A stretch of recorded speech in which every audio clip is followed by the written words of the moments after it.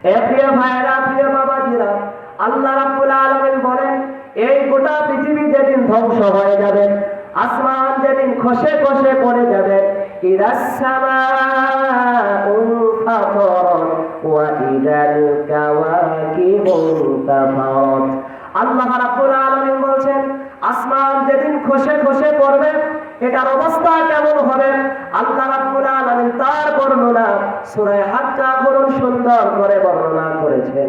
আসমান কেমনে গলে যাবে, কেমনে খসে পড়ে যাবে, একবার যদি কোরআনুল কারীমে বর্ণিত কিয়ামত প্রসঙ্গিত আয়াতে কারিমা পড়েন, আল্লাহর কসম করে বলছি, ভয়ে ভীত কম্পিত হয়ে সেই দিনই গুনাহ খাতাগুলো ছেড়ে দিয়ে আল্লাহ ওয়ালা হয়ে যাবেন। জোরে বল সুবহানাল্লাহ। আল্লাহ পাক বলেন, সেদিন সরিষাল আকাশটাকে ইয়াউমা তাকুনুস সামাউ কাল মুহুল, আমি মোমের মতো গলায় ফেলবো। মোমের মতো গলানো কি?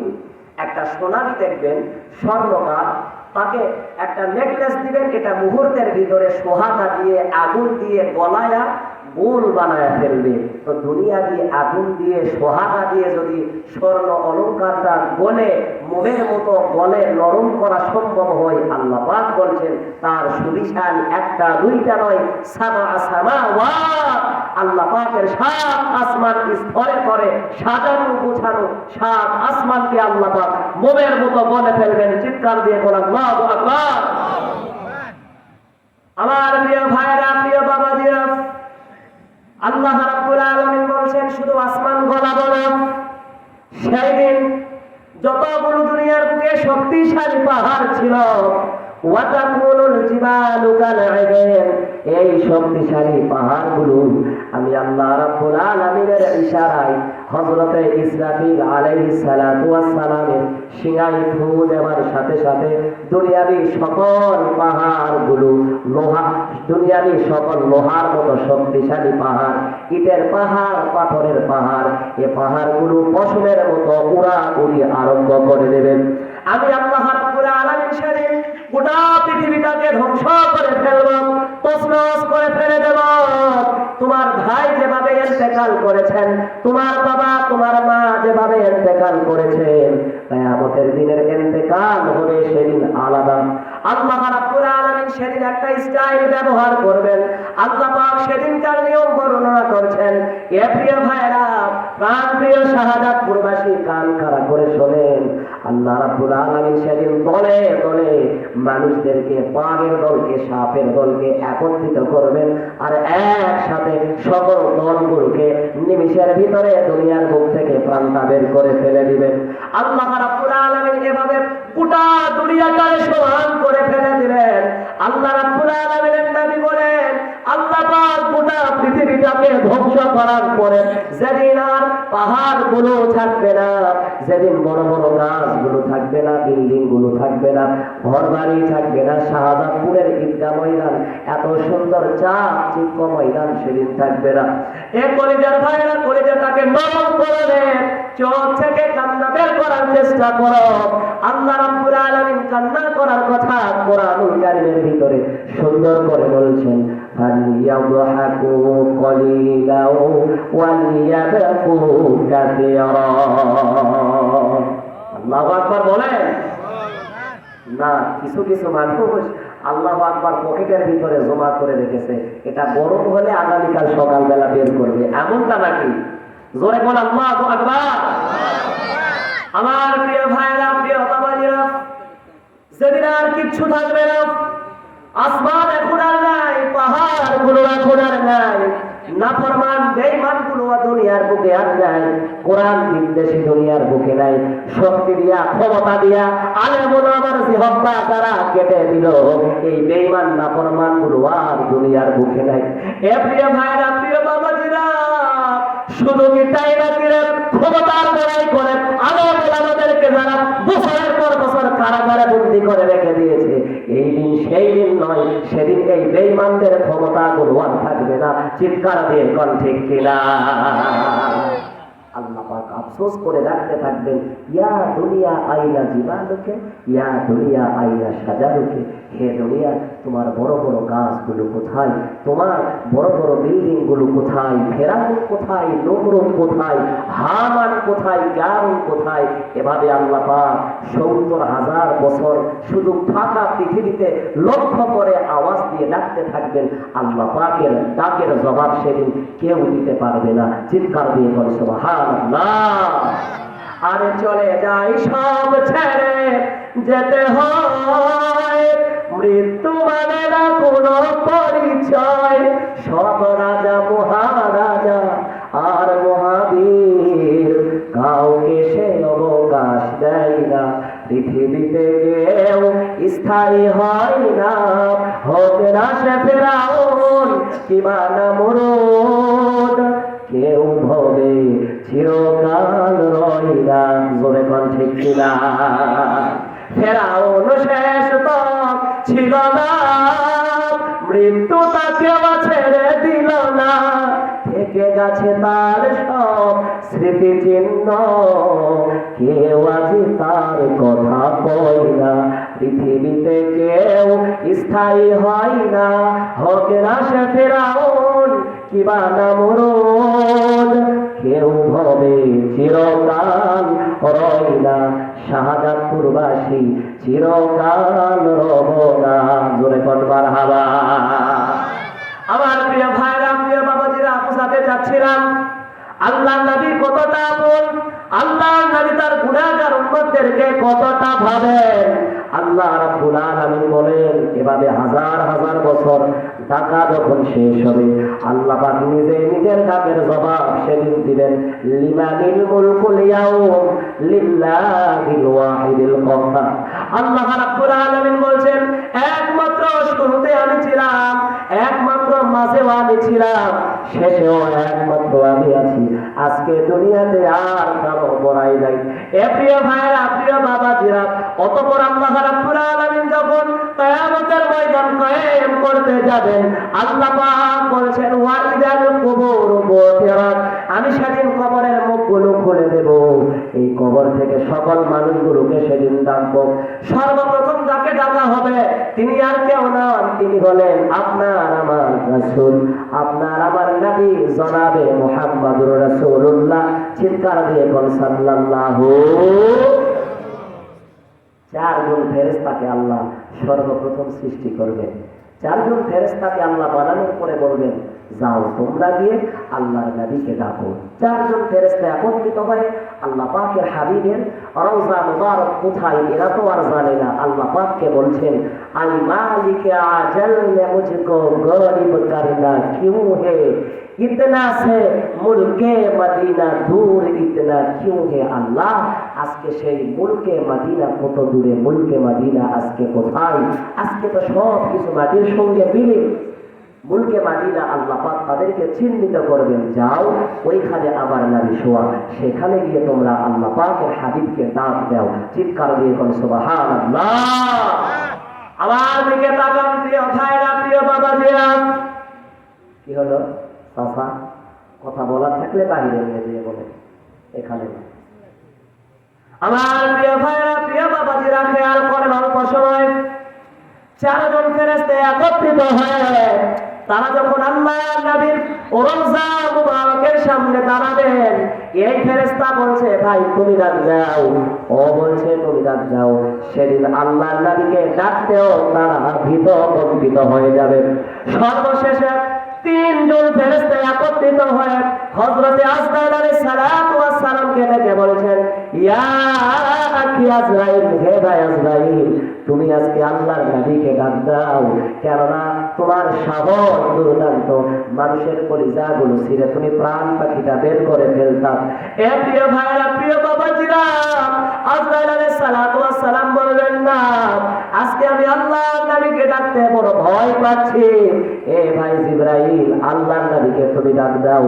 কেন তুমি ডাকবা? কারণ দুনিয়াতে তুমি আল্লাহর নবীর কাছে হাজার হাজার বার, অসংখ্য বার আল্লাহর ওহী নিয়ে এসেছিলা। আজকে ডাক দেওয়ার হক অত্যন্তই বেশি তোমার। জোরে বল সুবহানাল্লাহ। আল্লাহর নবীকে এবার জিবরাইল আলাইহিস সালাতু ওয়াস সালাম ডাকছেন, বুখারীর বর্ণনা, বুখারীর ভিতরে এসেছে আল্লাহর নবীকে যখন হযরতে জিবরাইল বলছেন ইয়া রাসূলুল্লাহ ইয়া হাবিবাল্লাহ, আপনি সিজদা থেকে মাথা তুলেন। বুখারীর ভিতরে এসেছে আল্লাহর নবী সেদিন মদিনা মুনাওয়ারা থেকে কপালের বালুগুলো মুছতে মুছতে কপালের বালুগুলো ঝাড় দিতে দিতে উঠছেন আর ডাক দিয়ে বলছেন, ফেরেশতারা আমার উম্মতেরা কোথায়, আমার গুনাহগার গোলামেরা কোথায়, তারা কি আমাকে নিতে আসলো না? চিৎকার দিয়ে বলুন আল্লাহু আকবার। আহারে কার স্টাইল ধরলেন, কার নেতৃত্ব ধরে আল্লাহর রাসূলের নেতৃত্ব ধরে গেলেন, কার আদর্শ গ্রহণ করলেন? আল্লাহর নবীর আদর্শের গলার ভিতরে ছুরি চালায় দিলেন। অথচ আল্লাহর নবী আপনাকে আমাকে কত মহব্বত করেন। বুখারীর ভিতরে এসেছে আল্লাহর নবী কবরের বালু মুছতেছেন আর ফেরেশতাদেরকে বলছেন, ও ফেরেশতারা, আমার উম্মতেরা, আমি কবর থেকে ওঠার পূর্বে হিসাব নিকাশ না হতেই তারা কি আল্লাহর জাহান্নামে চলে গিয়েছে নাকি? আমার উম্মতেরা কেন আমাকে নিতে এলো না? আমার উম্মতেরা কি আমার প্রতি বেজায় মন খারাপ করেছে নাকি? চারজন ফেরেশতা আল্লাহর নবীকে বলছেন, ওগো আল্লাহর নবী, না, এখনো পর্যন্ত আপনার একজন উম্মতদেরকে, আল্লাহর একজন বান্দাদেরকে ডাকা হয় নাই। ওয়াজিদাল কুবুর মুতিরাত, আল্লাহ রাব্বুল আলামিন আজকে কবরের মুখগুলো খুলে দেবেন। সর্বপ্রথম আপনার দ্বারা, আপনাকে কবর থেকে তোলার দ্বারা আল্লাহ রাব্বুল আলামিন দুনিয়ার সকল মৃত মানুষগুলোকে আজকে জীবিত করে তুলে কিয়ামতের ময়দানে দাঁড় করায় দেবেন। চিৎকার দিয়ে বলুন সুবহানাল্লাহ। আল্লাহর নবী কিয়ামতের ময়দানে আমাদের জন্য সেজদায় পড়ে যাবেন। আল্লাহ পাক বলছেন, মান যাল্লাযী ইয়াশফাউ ইনদাহু ইল্লা বিইذনিহি, কে আছে সেদিন আল্লাহ তাবারক ওয়া তাআলার কাছে বড় মুখ করে কথা বলবে? কেউ নাই। আল্লাহ পাক তাকে অর্ডার করবেন। দুনিয়াতে আমরা শুনি যে অমুক বাবা, অমুক পীর, অমুক তমুক আমাদেরকে পার করে নিয়ে চলে যাবে। জোরে কোন এরকম ফায়সা কথা, এরকম শিরকি কথা আমাদের সমাজে আছে না নাই? আছে না নাই? বলে খাজা বাবা, খাজা বাবা, মারে হাবা মারে হাবা, গেয়েছিলেন নবীর গুণগান। একদিন আমার বড় পীরে ডাকিয়া কই, খাজারে তোমার বদলে গেল এত ঈমান।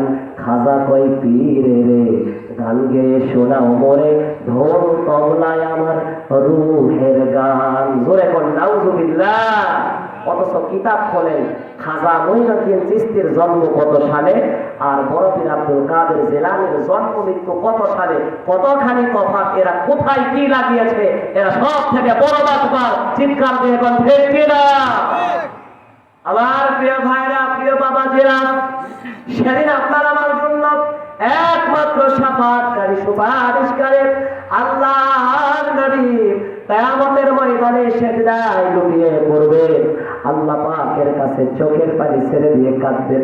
আল্লাহ রাব্বুল আলামিন বলবেন, ও নবী, আজকে কিয়ামতের ময়দানটা আপনার জন্য কান্নার ময়দান নয়। মক্কা মুকাররমায় কেঁদেছেন, মদিনাতুল মুনাওয়ারায় আজীবন কান্না করলেন। রওজা মুবারকের ভিতরে, ওই মদিনাতুল মুনাওয়ারার সবুজ গম্বুজের নিচে আজকে কিয়ামত পর্যন্ত ইন্তেকালের পর থেকে আপনি কান্না করে করে আপনার শরীরের কাপড়ের কাপড়টাকে কাদাযুক্ত করেছেন। আপনার কপালের ভিতরে গুনাহগার উম্মতের জন্য কান্না করে করে এই বালুগুলো লেগে আছে। ও আল্লাহর নবী, আজকের ময়দানটা আপনার জন্য কান্না করার ময়দান নয়। আজকের ময়দানটা আমি আল্লাহ আপনাকে পুরস্কৃত করব, আপনার সন্তুষ্ট হওয়ার পুরস্কৃত করার ময়দান। আল্লাহ রাব্বুল আলামিনের নবী বলবেন, ও আল্লাহ, আজকের দিন যদি আমার জন্য পুরস্কার বরাদ্দের দিন হয়ে যায়, তাহলে ওই পুরস্কার সর্বপ্রথম আমি চাই না আমার একজন গুনাহগার উম্মত জান্নাতে যদি না দেও, একজন বাকি থাকা পর্যন্ত আমি আল্লাহর নবী তোমার বন্ধু সেজদা থেকে মাথা তুলব না। আমার উম্মতদেরকে আগে জান্নাতে দাও, তারপরে সেজদা থেকে মাথা তুলব। চিৎকার দিয়ে বল সুবহানাল্লাহ। ওরে আরশের মেহমান করেছেন আল্লাহ, কত শান কত মান মোর কামলিওয়ালা। আরশের মেহমান করেছেন আল্লাহ, কত শান কত মান মোর কামলিওয়ালা ও গো আল্লাহ তাআলা কর করুণা দিদার দাও গো শাহে মদিনা বলেন দিদার দাও গো শাহে মদিনা নবীর রওজা শরীফ দেখে মন ভরে না নবীর রওজা শরীফ দেখে মন ভরে না দিদার দাও গো শাহে মদিনা লিল্লাহি তাকবীর।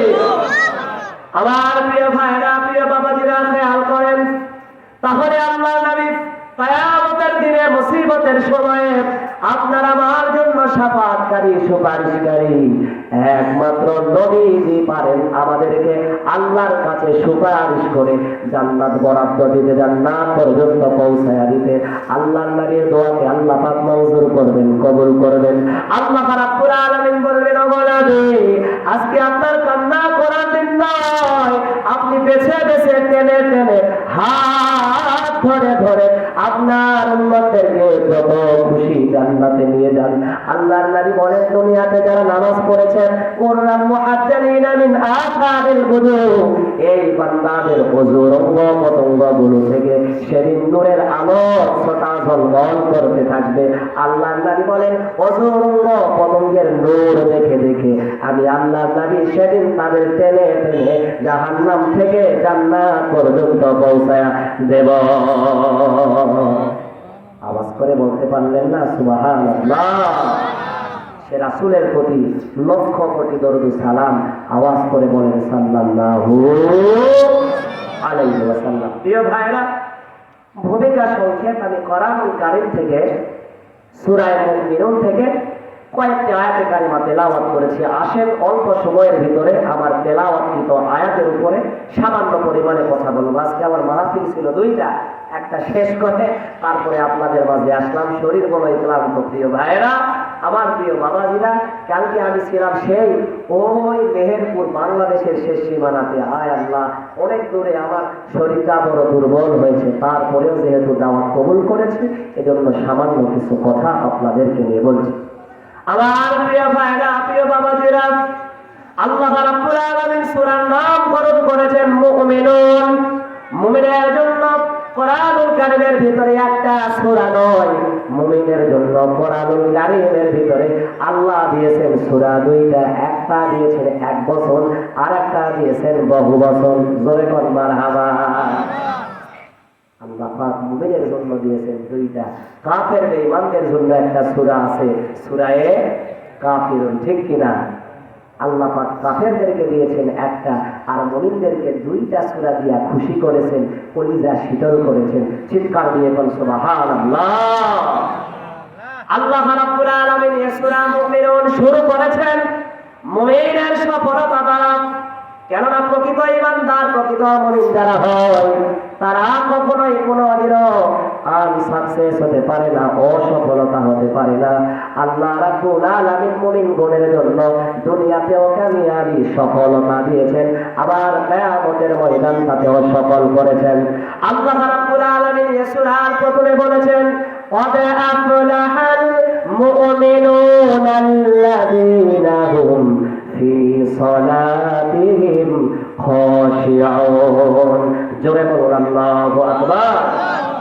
আল্লাহ রাব্বুল আলামিন সুন্দর করে কোরআনুল কারীমের সূরাতুল মুমিনুনের শুরুতে কি সুন্দর মুমিনের সফলতার কথা, কি সুন্দর মুমিনের সাকসেসের কথা বর্ণনা করলেন। আল্লাহ বলছেন, কদ আফলাহাল মুমিনুন, মুমিনেরা নিঃসন্দেহে সফল কাম।